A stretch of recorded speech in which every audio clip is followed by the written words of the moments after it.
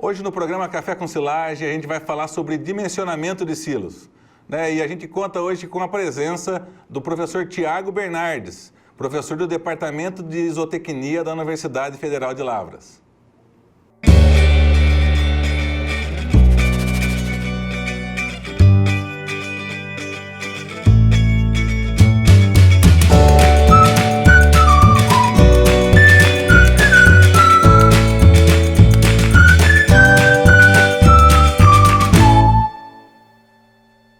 Professor Tiago Bernardes, queria agradecer mais uma vez a sua presença aqui no nosso programa Café com Silagem, né? E hoje a gente falar de um tema que é considerado bastante importante aí no cenário de produção de silagem, que é falar sobre dimensionamento de silo, né? Eu queria começar com uma pergunta, para você explicar um pouco para a gente, né? O que hoje é negligenciado pelos produtores, né, com relação ao dimensionamento de silos?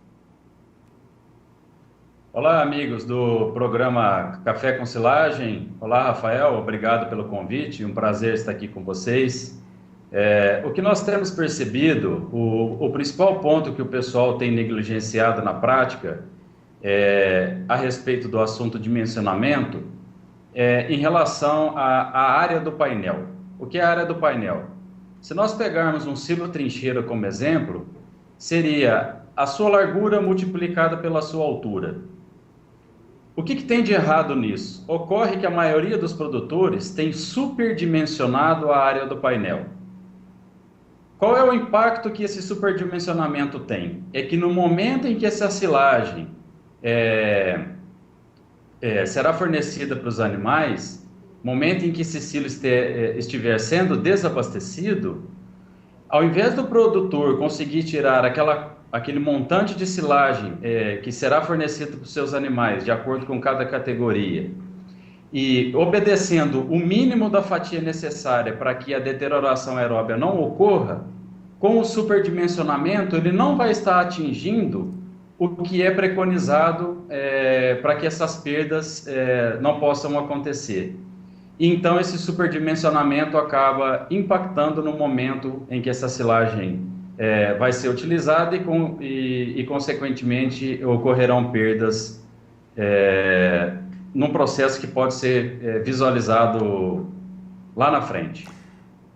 Interessante, professor. E quando a gente fala um pouquinho, então, desse fato, né, de um problema aí nessa área de painel, né, existe hoje um avanço diário que é recomendado, né?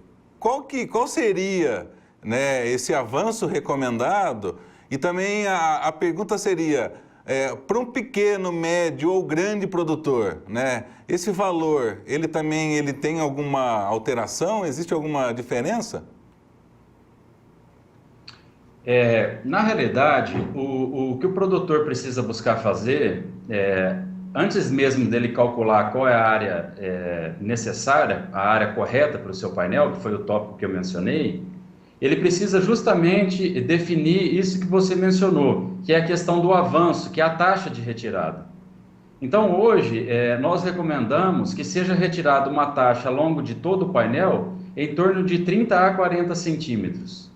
Se ele garantir essa taxa de retirada de 30 a 40 centímetros, o cálculo posterior, então, que ele vai fazer é definir, então, qual que será a largura e a altura do seu painel, que multiplicado ele terá, então, a área. Sabendo a densidade da silagem, ele vai saber quanto que ele vai conseguir retirar para poder alimentar o seu rebanho. Porque ele tem ideia, então, de quantos animais ele tem na propriedade. Vamos imaginar aqui um cálculo hipotético, 10 animais comendo 20 quilos de silagem, ele utilizaria 200 quilos de silagem, e aí com esse cálculo, que se ele utiliza 200 quilos de silagem por dia, ele consegue chegar fazendo o cálculo de maneira inversa. Então, ressaltando, o primeiro ponto a ser definido é a taxa de retirada, o avanço. Isso definido, então, aí ele parte para definir qual que será a área do painel com base no número de animais que ele tem e o quanto esses animais estão consumindo. A segunda parte da sua pergunta, se essa área ou essa taxa de retirada é diferente entre as categorias dos produtores, não há diferença. Isso vale para o pequeno, vale para o médio, vale para o grande produtor. As recomendações básicas valem para qualquer categoria, para qualquer nível tecnológico. Então, todos os produtores que estão alimentando os seus animais com silagem devem ficar atentos a essa questão da área do painel para que não tenha impacto negativo no momento que a silagem está sendo retirada.